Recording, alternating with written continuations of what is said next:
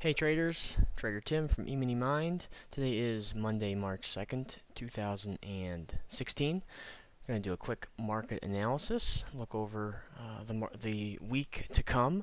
On the news front, we just have international trade Wednesday, jobless claims Thursday, employment situation Friday, and all of those numbers are before the bell. So we should have some really good trading days this week. Tomorrow we'll open up our live trading room and do some live market action, live trading together.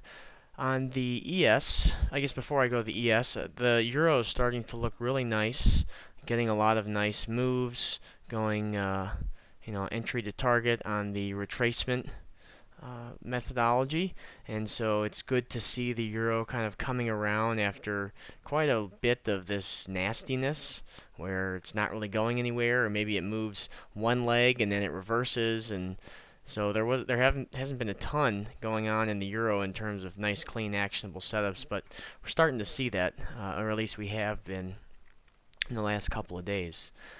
On the ES, I've got trading hours only on, and the swing high back here at 21.0, it was actually at 21.05, I believe, with the overnight, but the trading hours only is 21.0325s. Nonetheless, even if I put 24 hours worth of data back on, we were not able to close above that swing high. So, and that was on 420. So it's been a little while here since we've made that high, not being able to close above that prior swing high and then pull back. This was the retracement that I had drawn up last week. On Thursday we came down to it, touched it to the tick, had a nice little bounce, and then failed it on Friday. So the first thing we do is remove that drawing, and because we really haven't been in a full retracement series up here, we had this was the move here that kind of took us. This was the last real major retracement, and then the next kind of retracements didn't quite make it back to the 50, and so we haven't had a really big move back to a 50% retracement. I was talking last week about this widening formation that we're seeing, and if I draw up a trend line, you can see kind of a tight apex back here, and then a widening exit.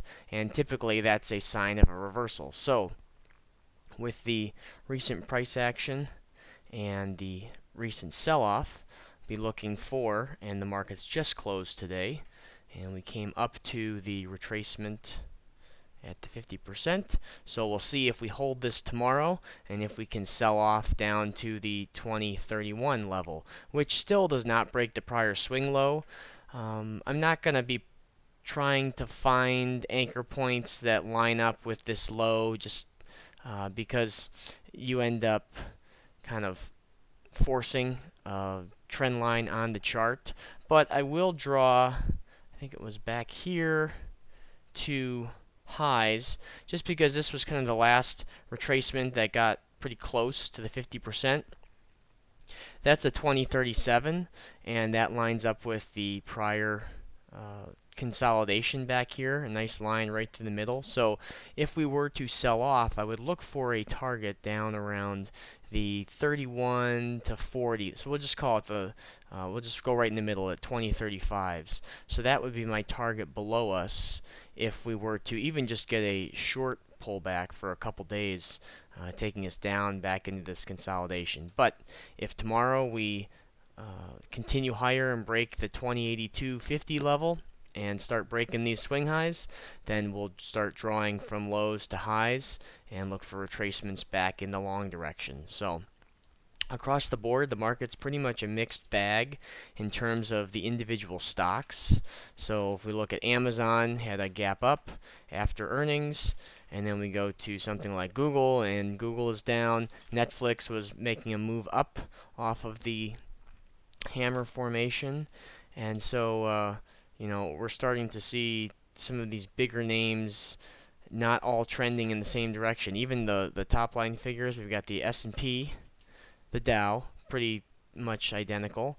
The small caps, not quite as close to these swing highs, but still generally in the same trend. And then we have the Nasdaq, which is totally sold off a lot more with stronger volume and is much higher, much farther away from these highs. So, when we have these mixed bags, it does make for good intraday volatility, but we can also get kind of some fighting back and forth where we may break a high like we did back here, and then you get some bears that step in and push us lower, and then we make a new low, and we can start to kind of drift into a range bound market without very clear signs on the daily chart. So we'll just be cautious here as we move forward.